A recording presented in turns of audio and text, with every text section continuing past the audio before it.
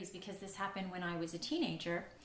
It took me up until my 30s to actually seek counseling through an employee assistance program that I was fortunate to receive benefits for at one of my jobs, to talk to a counselor and actually, I remember asking the question, so I was abused, right? Like that's actual sexual abuse, because there was a part of me that wasn't sure.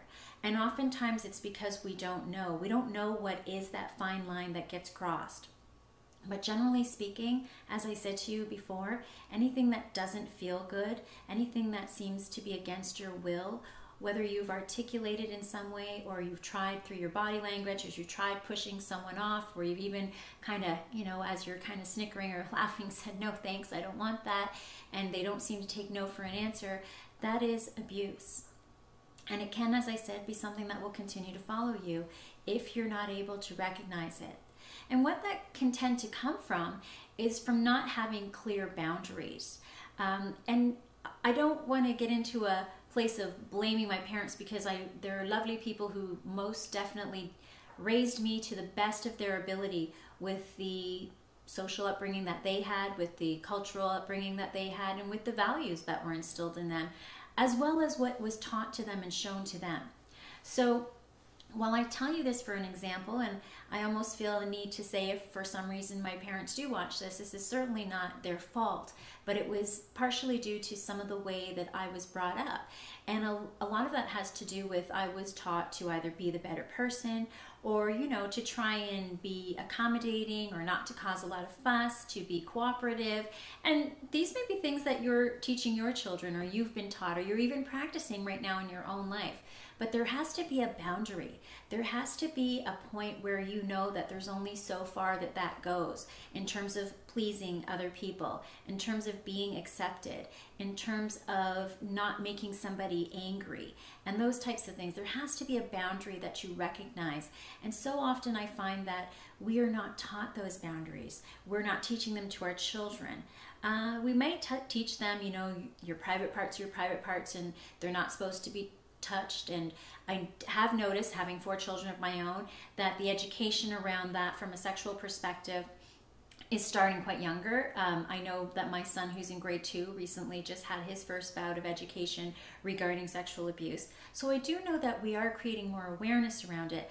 But more so than that, what I'm talking about is teaching your children, and yourself for that matter, if for some reason you've not been taught or haven't learned yet, is how to set clear boundaries, and to be able to speak up when something doesn't feel right for you, and to be able to feel okay with that. Oftentimes when we don't do what somebody else wants us to, we feel guilted, we feel bad. They might say something that makes us feel bad. But it's very important for you to follow what feels right to you, because so often what happens when you don't and when you ignore that is it becomes a pattern, it becomes a habit. And before you know it, on a subconscious level, it becomes something that you're doing without even knowing. You're having these jello-like boundaries that anybody can kind of mold and have you morph into whatever they want, whenever they want, because you no longer know where you end and someone else begins. So it's really important for you to understand what it's like to create boundaries. Boundary setting, as I said, comes from being able to speak up for yourself, letting others know what's good for you. Another big one is being able to say this very powerful, very short, but very powerful word, no. Sometimes we're never taught to say no. We're really taught to be a yes society, to be able to say yes to people, whether it comes to, can you do this for me? We don't want to say no. Will you do this? Sometimes we don't want to say no in different circumstances for fear of the consequence. And sometimes that consequence can be a lack of love or a withdrawal of love. It can be a withdrawal of attention. It can be a withdrawal of, I don't know, financial compensation for work. There's many reasons that we fear saying no. But it's very important for you to learn where your boundaries are and know that for yourself. Because once your boundaries are compromised, it's really easy to get into a pattern of doing that over and over again, and that becoming your new norm of not being able to say no, which makes it harder for you to stand up for yourself. Having boundaries for things like friends who are always asking you to just do that one thing for them. those are boundaries. Having people talk down to you or in a way that's negative, abusive, name calling, those are things where you have the right to stand up and say, you know, I don't like it when you speak to me that way. There's got to be another way that you can speak to me, and this just isn't it. So no, you will not speak to me like that anymore. These are the types of things that will help you set boundaries and keep people respectful of what it is to treat you right, the way that it is treating you right for you, defined by you. And so I want to really express that if you are feeling like you're abused, there are places that you can turn to. There are people that you can talk to. I'm one of them, but there are many people like me. There are many professionals out there that can help you.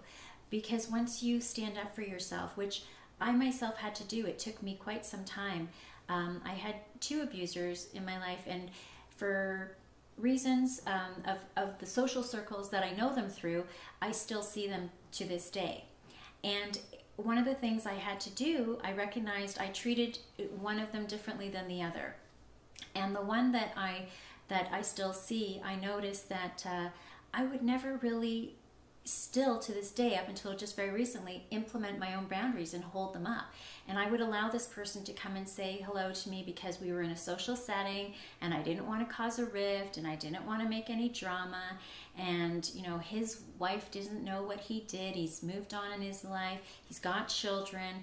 And one day it really irked me because I realized that he would just come over and say hi to me and he'd carried on with his life. And the impact of what he had done to me had really been so deep within my own life.